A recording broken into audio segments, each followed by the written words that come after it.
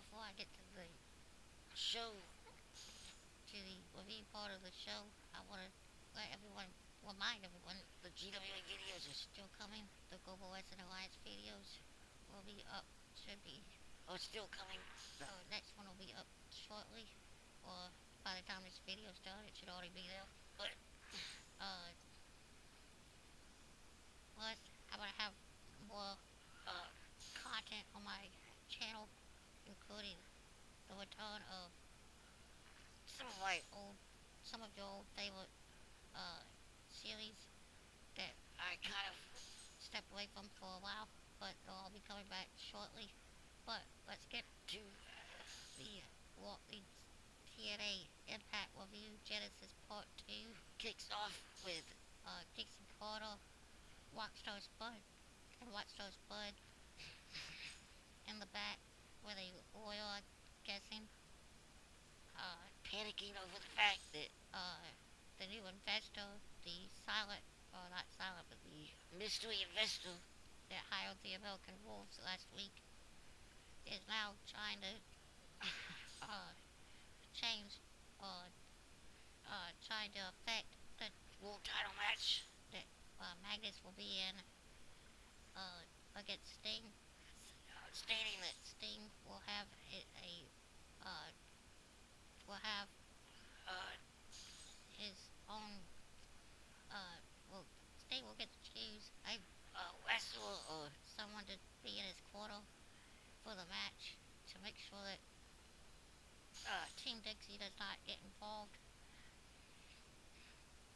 And Magus comes up with the idea for Dixie to make the match a no disqualification match, which guarantees that they can go anywhere in the building, and the only way Sting can win is by pinning or forcing Magnus to submit. So, uh, for those that already watched the, or not watched, but already read or found out about the uh, outcome of the show, because this is a pre-taped show, I'm not, I already know what happens, but I'm not going to ruin it for everyone else, but so please, whoever, if you've seen it before, don't go in the comments and ruin it for everybody.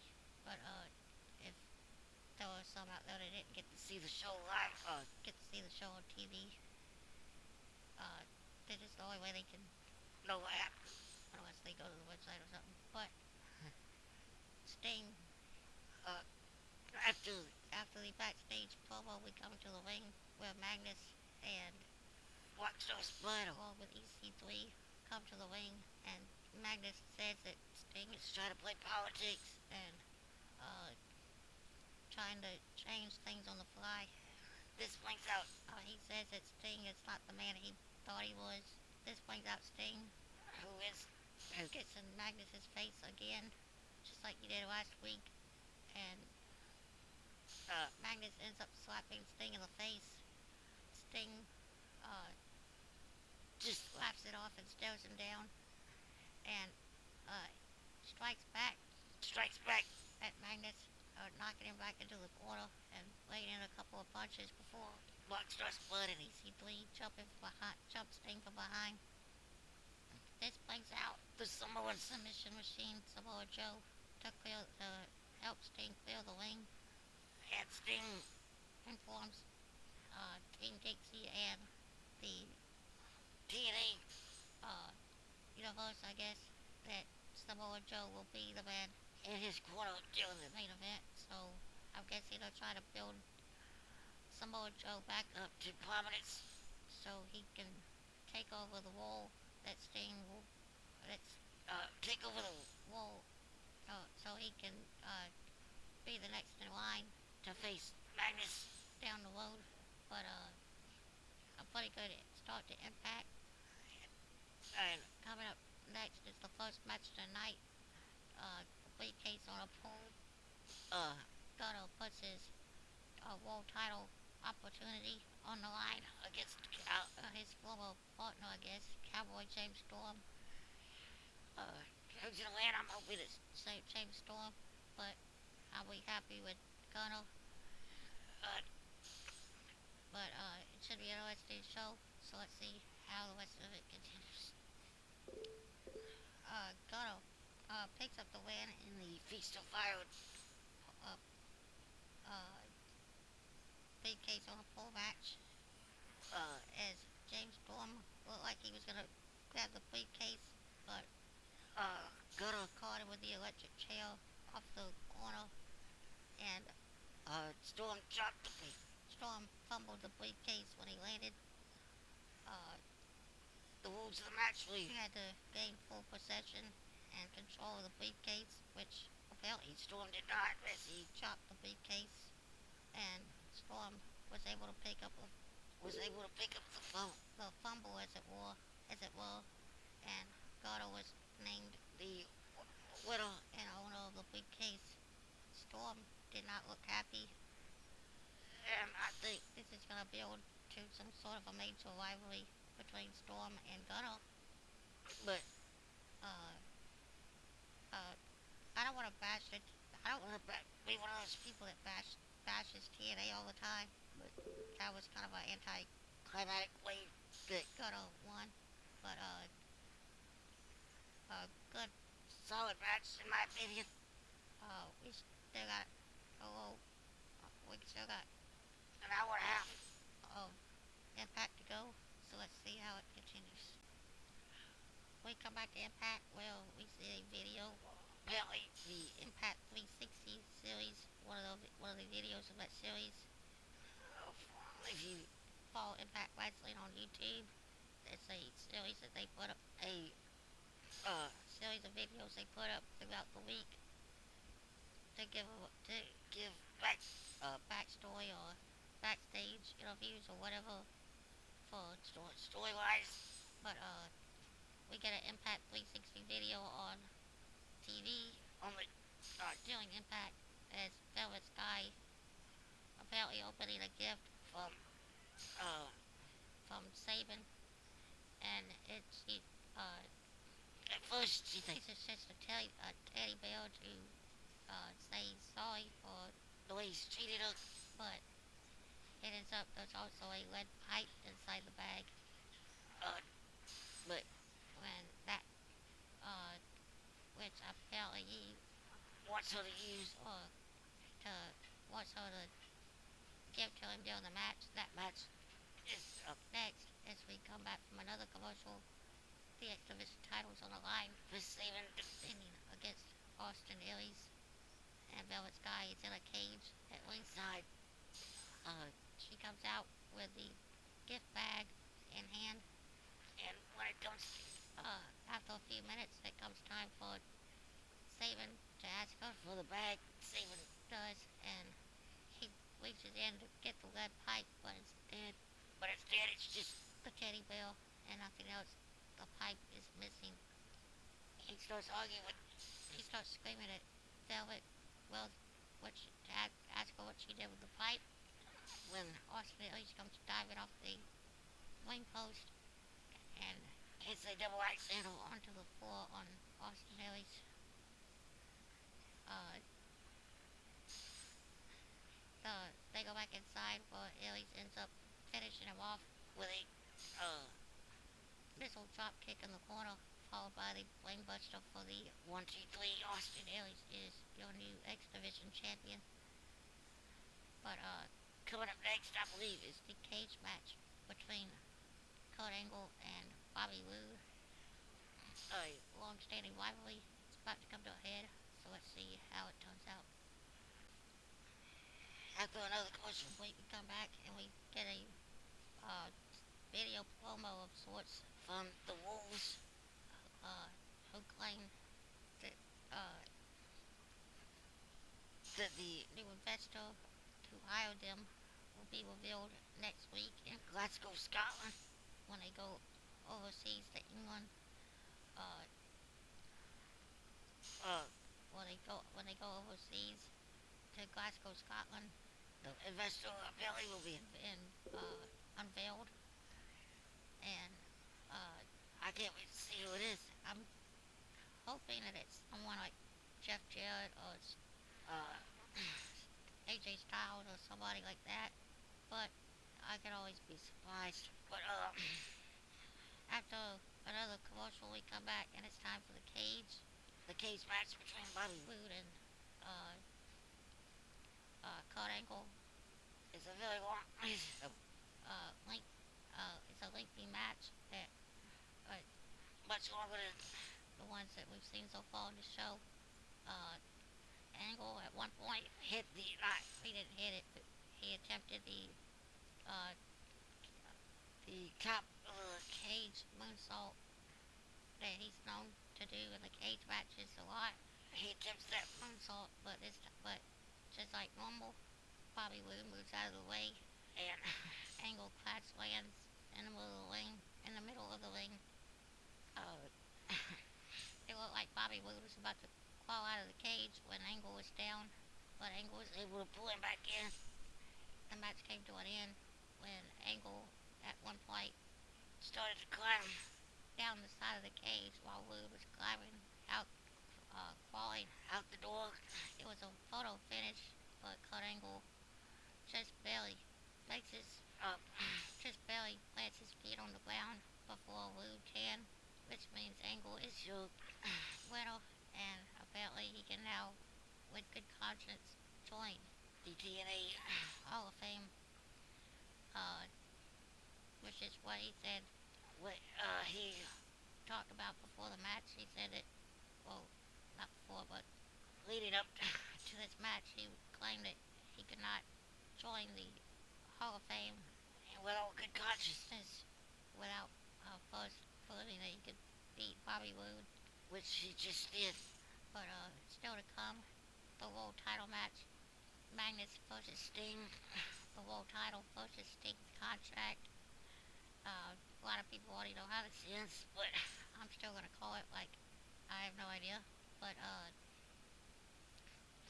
um, we still got a lot more to go, so let's see how the next 30 minutes and some change goes. Pretty good Impact Genesis Part 2. We're rolling on.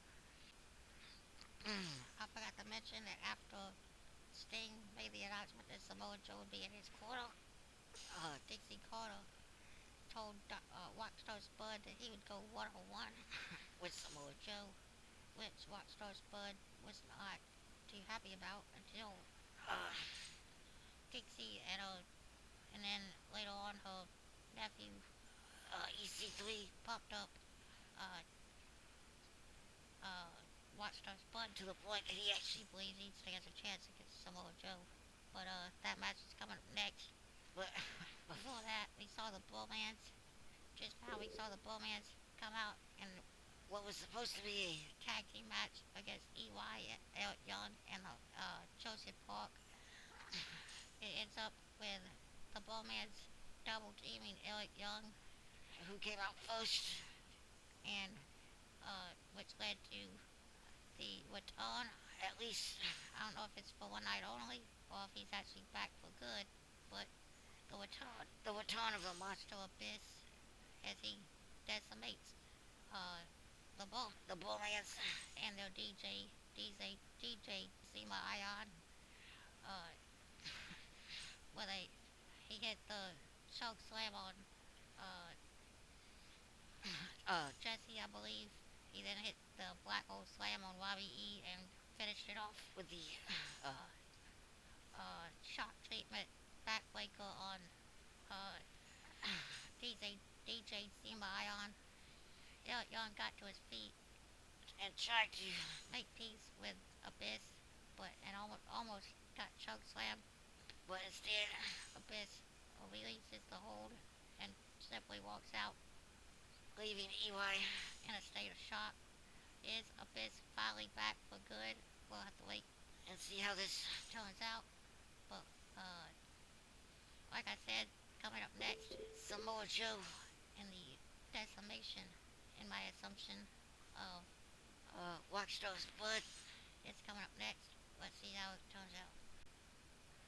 Samoa Joe makes a fake look of Rockstar Spud, finishing him off with the Nikita clutch submission, and calls out Magnus and Dixie Carter, saying tonight Magnus will have to go one-on-one, man-to-man against Sting. And if Dixie Carter and anyone inside Dixieland has a problem with it, they will have to go through Samoa Joe. That apparently that main event match between Sting and Magnus is coming up next. So it should be interesting. Let's see how it all turns out. The icon Sting falls to the feet at the hands of Magnus and Team Dixie as uh, the Bowman's is at first it looked like EC3 was gonna interfere, but Samoa Joe stared him down and backed him off. After a commercial, we come back and Sting was like, he's gonna make Magnus tap out to the Scorpion Deathlock, but EC3 comes back out this time with Bad Influence in tow. Bad Influence goes after Samoa Joe while EC3 attacks Sting inside the ring. The referee gets inadvertently knocked out at some point, and we have a 3-on-1 beatdown as Joe and Sting. We have a 3-on-2 beatdown as Joe and Sting try to fight off Bad Influence and EC3. They are successful at first until the Bullmans come out to make it 5-on-2, and this brings in along with the DJ Zema Ion, making it 6-on-2. This goes on until Kurt Angle comes out to help out, clearing the ring of all of Team Dixie as Joe and Angle fight Team Dixie back to the locker room area of the ramp, and it leaves Sting and Magnus in the ring. We get another referee, and Sting goes for the splash, but Magnus pulls the referee in front of him, pulls the referee into the corner, and Magnus ducks out of the way, forcing Sting to hit the splash on the referee, knocking the second referee out. Magnus tries to attack Sting, but Sting catches him and pushes him in the Scorpion Deathlock. Magnus is tapping out until with no referee to see it. It doesn't count, but it doesn't matter because Bobby Roode comes out and hits a Northern Lariat on Sting, breaking it for hold. Magnus turns around and hits him with an impaler, like maneuver, and as Dixie Carter drags out old Hebner to force him to count for 1, 2, 3, and forcing Sting to retire as Magnus whips up Sting's contract over his own body as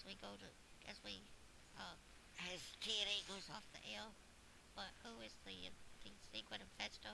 Who's the surprise investor that hired the American Wolves, or the Wolves now?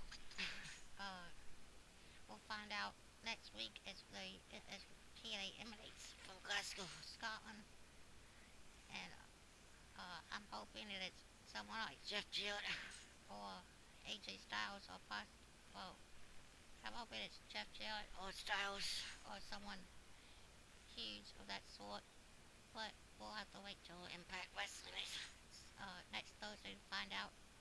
But that's it for me today. That's it for this video. I'll be back tomorrow with SmackDown, and I'll try to get those TWA videos up as soon as possible. Plus, my other series of videos will be back eventually. But that's it for me. I'm out of here. Like, subscribe, and